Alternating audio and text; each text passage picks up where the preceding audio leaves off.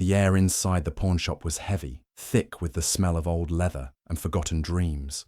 Fluorescent lights flickered overhead, casting a pale, ghostly hue over the cracked linoleum floor. A small ceiling fan buzzed uselessly in the corner, pushing around the still heat of a late August afternoon. Linda Carter stood at the counter, her hands trembling ever so slightly as she unfastened the tiny velvet pouch from her purse. Her coat, too big for her slender frame, hung off her shoulders like a burden. She looked tired, not just from the heat or the long walk across town, but from life. Her shoes were worn down at the soles, her fingers calloused from years of cleaning houses that weren't hers, and her eyes dim from worry that never gave her rest. Inside the pouch were her last gold earrings, small hoops, not extravagant, but beautiful in a way that held stories. They were a gift from her late husband on their 5th anniversary. She hadn't worn them in years, but she'd kept them safe through every eviction, every empty refrigerator, every final notice envelope slid under the door. The man behind the counter, a grizzled figure with nicotine-stained fingers, picked them up and squinted through a small jeweler's loop. 14 carat, he muttered. Lightweight, I'll give you $35. Linda hesitated. They're real gold, she whispered. Yeah, and I'm not a charity, the man shot back, already tossing the earrings into a plastic bin behind him. She bit her lip, closing her eyes for a brief moment. $35. That's what a lifetime of love and memory was worth today. But her daughter needed that uniform. Amelia was 7, a bright, curious child who read books above her grade level and smiled with her whole heart. School started Monday. They'd already missed the deadline for assistance programs. Her daughter needed the uniform if she was going to attend the new charter school, the one with scholarship potential, the one with working computers, the one that could change her future. Linda reached out and took the crumpled bills from the man's hand. Thank you, she said, voice dry. As she stepped back out into the street, heat pressing down like a punishment, she held the money tightly in her fist. She could already picture Amelia's smile when she saw the uniform hanging on the door in the morning. Navy blue with a white collar, the pleated skirt like the ones in the catalogue Amelia had stared at for weeks. And maybe one day, years from now, when Amelia asked where her earrings had gone, Linda would tell her the truth. Or maybe not. Maybe she'd just say, I traded them for something more beautiful, and keep walking.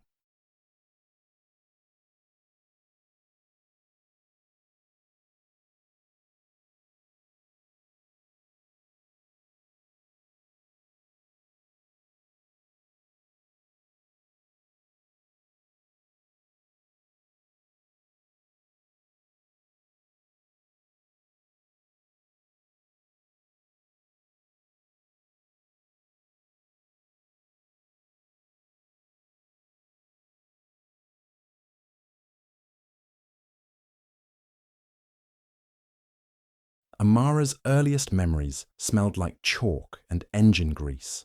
Their 2-bedroom bungalow always had a certain warmth to it. Her mother taught high school literature. Her father, Greg, was a public school science teacher who moonlighted as a mechanic on weekends to make ends meet. He never complained, not once. He would come home with oil-stained fingers, kiss her forehead, and ask her how school went. Books will take you places I never could, he always said, handing her a bowl of okra soup while still in his overalls. And she believed him, because when the electricity went out, or the roof leaked again, he made it seem like none of it mattered, not compared to dreams. So Amara studied. She worked. She earned scholarships, juggled part-time jobs, and eventually earned a spot as one of the youngest cybersecurity consultants at a major firm in Atlanta. She met Jordan Okoye at a tech networking mixer 2 years ago. He had a confident laugh, wore designer sneakers with his suit, and talked about coding like it was poetry. They debated the ethics of AI for 2 hours and ended up grabbing shawarma at a food truck afterward. By the end of the week, they were inseparable. Jordan admired her drive. He said it reminded him of who he used to be before money made things easy. And Amara, she admired his vision, his relentless ambition. It didn't hurt that he looked at her like she was magic. The first time she met his family was over brunch in Buckhead, white tablecloths, waiters with perfect posture, mimosas she didn't like the taste of. His father, Chief Okoye, nodded politely, asked about her job. His sister scrolled through her phone, and Mrs. Ifeoma Okoye, she smiled like a queen inspecting a commoner. Oh, she said, eyes sweeping Amara from head to toe. Your accent is quite charming. You must be very proud of your journey. Amara wasn't sure what rubbed her the wrong way more, the word journey or the fact that Mrs. Okoye said it like she'd just patted a stray dog on the head. Amara mentioned it to Jordan afterward. He had shrugged. That's just how my mum is. Don't take it personally. But she did, because the jabs kept coming. Little things. Your father taught at a public school, yes? Or, we'll need to coach your cousins on how to behave at the wedding. These things are delicate. Always with a smile. Jordan never defended her. He'd change the subject, kiss her hand, promise her a vacation. He believed love was enough, but Amara knew better. Love without boundaries becomes a door anyone can walk through. And Mrs. Okoye had been stomping through hers from the beginning. The wedding plans were a battle. Mrs. Okoye insisted on the Lakewood estate, $15,000 just to reserve the venue. She demanded an invitation list that read like a Fortune 500 summit and hired an elite designer from Paris to create Amara's second reception dress without asking her. Amara resisted. She wanted a wedding that felt like her, like them, but Jordan pleaded, just let her have this. It'll mean peace. So she swallowed her frustration, smiled through fitting, and allowed herself to become a doll in someone else's fantasy. All the while, her father tried to make things easier. Greg saved every dime of his pension to contribute. He wore a tailored suit for the first time in his life, one he couldn't afford because he didn't want to embarrass her. He said he wanted the Okoyes to see that dignity doesn't need money. The night before the wedding, Amara watched him polish his old shoes by hand, his fingers stiff with age, and felt a tear slip down her cheek. She remembered being 5 years old, sitting in his lap as he practiced math equations with her, his voice patient, his belief in her unshakable. And now, she was marrying into a family that looked at him like he didn't belong. Doubt crept in like a fog. What kind of man lets his mother insult the woman he claims to love? What kind of family only respects wealth? She didn't say it out loud, but it started to show, in her shorter replies, her longer silences, in the way she stopped laughing at Jordan's easy jokes, in how she began scanning the guest list and feeling like a stranger at her own wedding. Amara wasn't second-guessing her love for Jordan. She was beginning to question if he had the strength to protect what mattered to her most. The house was silent, except for the ticking of the wall clock and the occasional clink of a teaspoon in a mug of untouched tea. Amara sat on the worn-out living room couch, still in her wedding dress. The lace at the hem was muddy, her veil had been discarded on the floor, and her mascara had dried in streaks down her cheeks.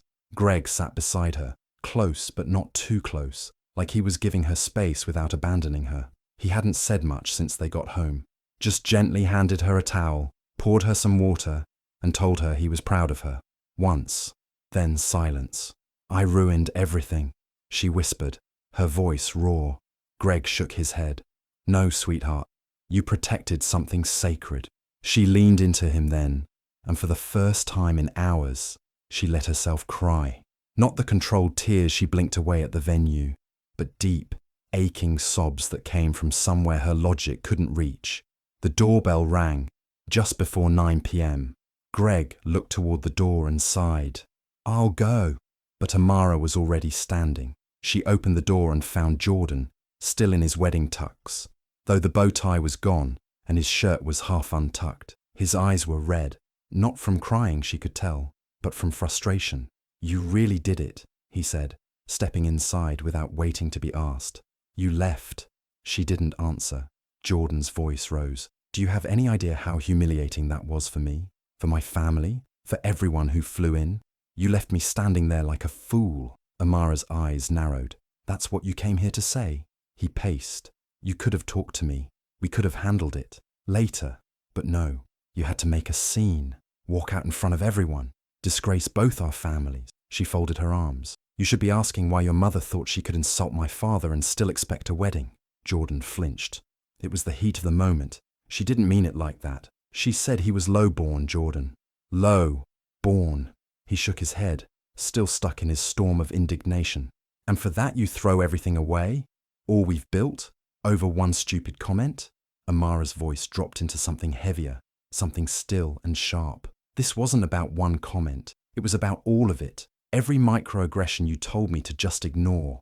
Every time you let her control something and told me it was easier that way.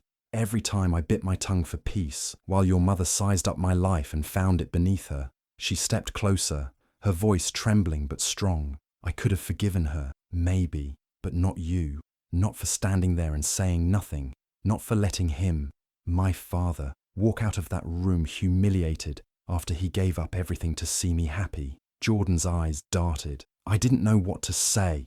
That's the problem, she said. You never do. Not when it matters.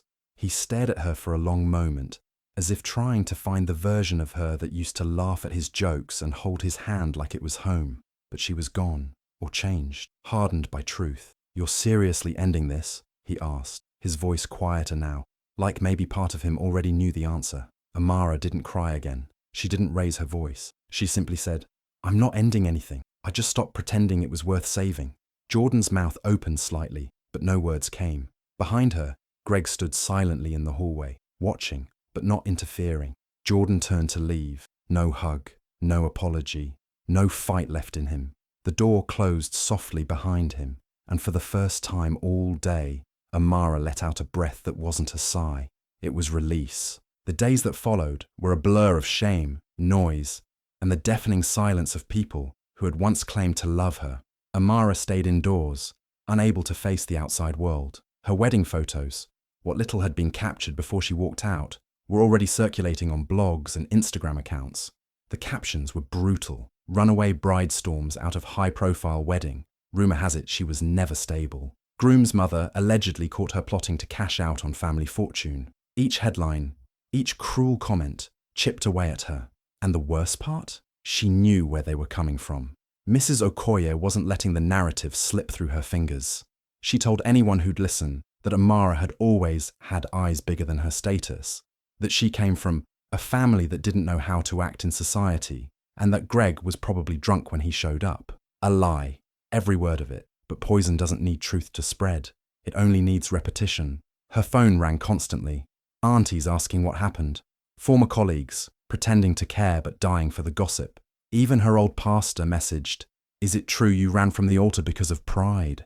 By the third day, Amara turned off her phone and shut down her social media. The final blow came on Thursday morning. Her manager at the tech firm called her in. He fidgeted the entire meeting, eyes never fully meeting hers. There's no easy way to say this, Amara, he began. The board decided not to move forward with your promotion. Amara blinked. The board was unanimous last month. Yes, well, things change.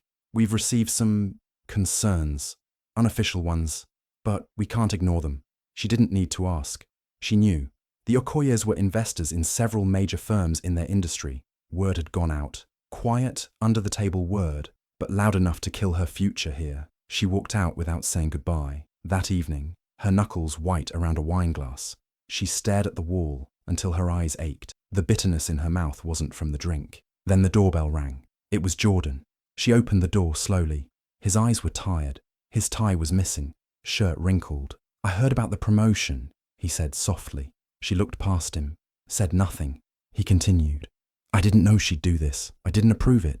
You didn't stop it either, she replied. He shifted his weight. She's still my mother, and he's still my father, she said, voice sharp. But the difference is, I didn't let anyone spit on his name. Jordan's face crumpled for a second, just a flicker, before he nodded and walked away. The next night, Amara got a message request on LinkedIn of all places. It was from Chuka, Jordan's older brother, the one who always seemed too quiet at family gatherings. He asked to meet for coffee. When they met, Chuka didn't waste time. I'm sorry for what she did, he said. I saw how she treated your father. I heard things, ugly things. Amara looked up, surprised. I always thought my mother was controlling, but what she did to you, that was warfare, Chuka said. You were right to walk away. Why tell me this now? He sighed. Because silence helps her win, and maybe Jordan needs to hear what it cost him. That night, Amara started packing. By Monday, she was on a flight to Dallas for a short-term consulting role. It wasn't permanent, and it wasn't flashy, but it was hers. Earned, honest, and far away from the Okoye name. Weeks passed. One day, her mother called. Greg had collapsed from exhaustion. The hospital said it was stress-induced. Amara flew back immediately, her hands trembling the entire journey. When she saw him in the hospital bed, tubes in his arms, eyes half-lidded, she broke down in a way she hadn't since the wedding. I did this to him, she wept at her mother's side. He gave up everything for me, and I almost let them humiliate him. Her mother stroked her hair gently. No, Amara, you saved him from the humiliation. You stopped it. Greg recovered within a few days, but the incident left a scar on her soul she couldn't name. On the night she got back home, she found Jordan waiting at her front door. She didn't move to open it at first, just stared at him through the peephole. He looked thinner, more tired, and this time, he didn't look angry, just lost. When she finally opened the door, he looked up with a hesitant smile. Can we talk? She stepped aside wordlessly. Inside, he sat on the edge of the couch like he didn't belong anymore. I miss you, he said quietly. Amara sat across from him. Do you miss me, or do you miss what I made you feel about yourself? He looked confused. She clarified. You loved the way I made you look. Stable, kind, grounded. I was your balance. But when it came time to prove you had that strength on your own, you disappeared. Jordan's jaw clenched. He wanted to argue, but the truth was right there, laid bare between them. I did. The Okoye family dinner was held at the usual place, an upscale Lagos restaurant with private dining rooms and discreet staff trained to look the other way when family drama unfolded. But this night was different. Jordan arrived late, unshaven, no blazer, and without the usual polished mask he wore at these events. His father gave him a small nod of acknowledgement, while his sister rolled her eyes. Mrs. Okoye sat at the head of the table, in a custom navy blue suit, her posture regal and stiff. The room buzzed with light conversation, deals closed, travel plans, fashion, but Jordan barely touched his wine. He was waiting. When dessert was served, he stood up. I need to say something, he said. His voice was calm, but his hands trembled slightly. Everyone turned to look at him. Mrs. Okoye smiled tightly. Jordan, can we not do this here? No, mother. This is exactly where it needs to happen. His sister smirked, ready for what she thought would be another outburst. But what followed was something none of them expected. I let all of you believe a lie. I let you shame a woman who did nothing but love me and honor my family, despite being insulted at every turn. Mrs. Okoye's eyes narrowed. Jordan, he didn't stop. I watched you humiliate her father on her wedding day. I watched you spread rumors about her, destroy her professional credibility, and label her unstable. And I stood by, silent. That was cowardice. It ends tonight. Enough, she hissed. You are my son. You do not get to lecture me on... No, I'm not your puppet anymore, Jordan said, louder now. You've controlled this family with your money, your classism, your bitterness. You built this dynasty on fear and silence. You think you're the first man to fall for a pretty face and a tragic story, she sneered. That girl, she was nothing. A teacher's daughter, a liability to your name. I built this family. You won't destroy it over some outsider. Jordan stared at her, eyes hard. You already destroyed it. A stunned silence blanketed the room. He placed his napkin on the table, stood tall. I'm done. I'm pulling out of the Okoye Trust. I'm selling my shares in the family firm, and I will not be bought into silence. Don't be ridiculous, his father began, but Jordan raised a hand. I'm starting something of my own. No strings, no secrets. And then he left, just like that. The news spread within hours. The following morning, a video surfaced online, recorded at a startup conference where Jordan had been asked to speak, originally to pitch his new venture. Instead, he delivered something else. I want to say something before I talk about business, he began. A few weeks ago, I lost a woman I love, not because she lied, not because she failed me, but because I failed her. I stood silent while my family attacked her background, her father, her integrity. I believed that silence would protect peace, but silence is what protected cruelty. He paused, letting the words sink in. My mother said that class makes character. She was wrong. Character makes class. The room erupted in applause. The clip went viral in hours, retweeted by celebrities, tech leaders, even politicians. Character overclass began trending across social platforms. Business partners called him, some furious, some inspired. Investors hesitated, but many respected the boldness. He had taken a hit, yes, but he had also become something rare in the public eye. A man who told the truth, even when it cost him. And in a small apartment in Dallas, Amara sat on the couch alone. She hadn't touched her dinner. The TV was on mute. She had almost ignored the video link Chuka sent her, thinking it would be another damage control stunt. But as she watched, her chest tightened. She watched Jordan say every word he should have said long ago, not with anger, but with remorse. She didn't cry at first. Her hands just started to shake. But when he looked directly into the camera and said, "Amara, if you're watching this, thank you for teaching me what love really costs," the dam broke. She didn't sob. The tears just rolled down, quiet and heavy. For the first time since the wedding, she let herself believe she had been right. Not just emotionally right, but morally right. And somewhere, buried beneath the ache, was the tiniest flicker of peace. The sun filtered through the tall windows of the small co-working space in downtown Dallas, bouncing off whiteboards filled with wireframes and names scribbled in bright markers. Amina, Tolu, Zuri.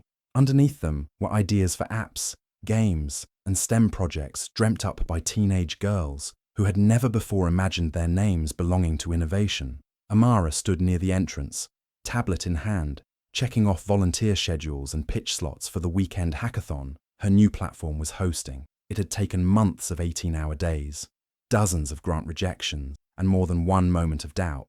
But here it was, CodeBloom, a startup built to mentor, equip, and inspire underrepresented girls in STEM fields. She'd found her rhythm again, not by chasing after the spaces she was excluded from, but by creating the ones she knew the world needed. Her phone buzzed. Unknown number. She hesitated. Then a message followed. "Jordan, I'm in town for a few hours. No pressure. But if you have time, I'd like to talk. No expectations. Just truth." After a long pause, she replied, "There's a bench across from the old book cafe on Magnolia. 6 p.m. He was already there when she arrived. Gone was the overly groomed corporate man she'd first fallen for. In his place stood someone more raw, grounded. There was nervousness in his eyes, but also clarity. "Thank you for meeting me," he said softly as they sat. Amara nodded, hands folded in her lap. "I didn't come to fix anything," Jordan began. "I know I can't. I've replayed that day 1,000 times. Not just the wedding, but the years before it, the silences, the excuses. I was raised to believe protecting my image was the same as protecting love." He swallowed. "I had to lose you to learn how to stand as a man." Amara looked at him, not with bitterness, but with a deep, earned calm. "I don't regret loving you, Jordan," she said, "but I can't return to a love that cost me my dignity." He nodded slowly. A tear slipped down his cheek. "I understand." There was a long silence, not awkward, just full. He rose to leave, offering a small, sad smile. "I hope you keep building something beautiful," he said. "I already am," she replied. He walked away, a little taller than he came. Weeks later, Amara stood in front of a classroom at her father's old school. She'd been invited to speak during Career Week, and despite her schedule, she'd said yes the moment the principal called. Greg sat in the front row, beaming, his grey suit freshly pressed. Her mother held his hand like it was their wedding day, all over again. Amara looked out at the sea of young faces, girls with mismatched braids, chipped nail polish, and wide eyes hungry for more. "You've probably heard people say things about where you come from," Amara began, "that it defines you, that it limits you." She held up her tablet and tapped it. "This code behind me, it's not from Silicon Valley, it's from girls just like you, right here in Dallas, building, dreaming, creating." She stepped closer, her voice steady. "Your background doesn't define your future. You do." The room burst into applause, but Amara wasn't looking at the crowd. She was looking at her father, eyes wet with pride, a silent message passing between them. "We did it." After the talk, a group of girls rushed to her, chattering about tech, ideas, and dreams that didn't feel so distant anymore. As the sun dipped behind the school building, Amara stood outside for a moment, the wind lifting the edges of her jacket. She closed her eyes. She had lost a wedding. She had walked away from a man, but she had kept her name, her dignity, her roots. And she had found something far greater, herself. The envelope was simple, cream-coloured, her name handwritten across the front in careful, deliberate strokes. Amara sat at her desk in the quiet of early morning, the city still stretching itself awake beyond her window. Sunlight poured gently across stacks of notebooks, scattered sketches, and a half-empty mug of tea. She opened the envelope. Inside was a single photograph. It was from the day that changed everything. There she was, standing in her gown, sunlight casting gold across her shoulders. Her hand gently looped through her father's arm. Greg was mid-laugh, his eyes crinkled, his joy untouched by what was coming. The image had been taken just moments before she'd walked out. On the back, in Jordan's handwriting, were the words, "Thank you for teaching me what real love and courage look like. You deserved a man who could fight for both." Amara stared at it for a long time. There was no bitterness in her expression, only something softer, something like peace. She reached for a small frame already waiting on her desk and slid the photo in beside another, a quote card she'd carried since college. "Respect begins at home." She placed both beside her monitor, right next to a sticky note scribbled with reminders for the next workshop. Outside her office, the hallway was already alive with laughter and chatter. Young women in hoodies and hijabs, curls and coils, blue braids and bright eyes. They walked like they belonged. Amara rose, smoothed the front of her blouse, and stepped into the light-filled hallway. As she passed through, voices called out to her, "Miss Amara, can you check our pitch? Look at this debug. I fixed it." She stopped to listen, to guide, to laugh. She no longer needed the validation of old families or broken legacies. She had built her own.